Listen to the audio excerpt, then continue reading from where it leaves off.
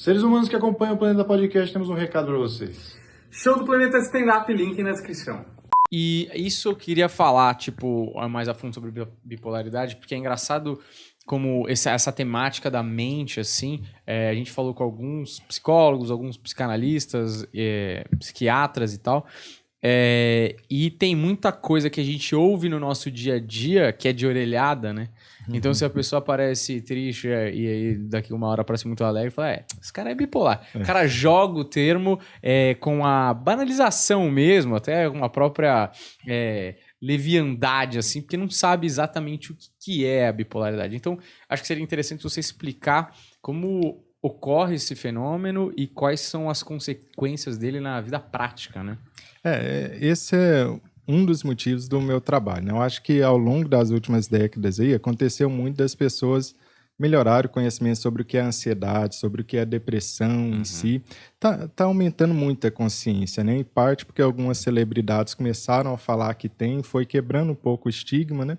Em parte porque várias pessoas começaram a produzir conteúdo sobre isso e aumentou o nível de conhecimento das pessoas sobre essa questão.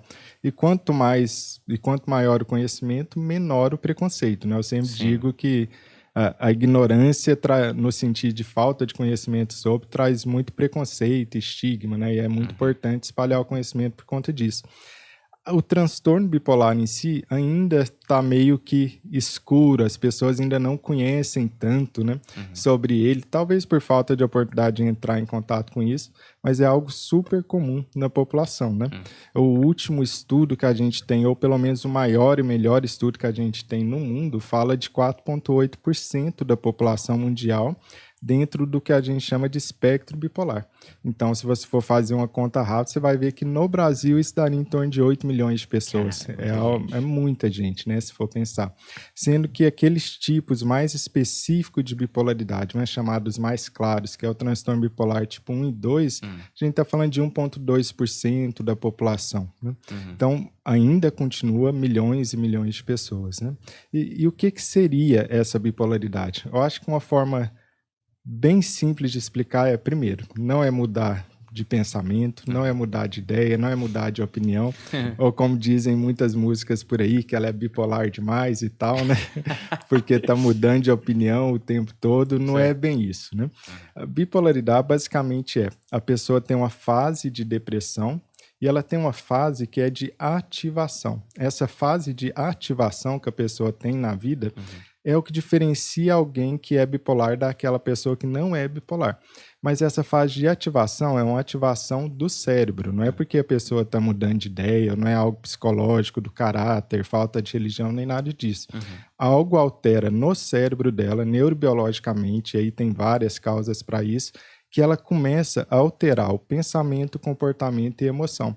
E faz essa fase de ativação na vida dela, que seria o quê?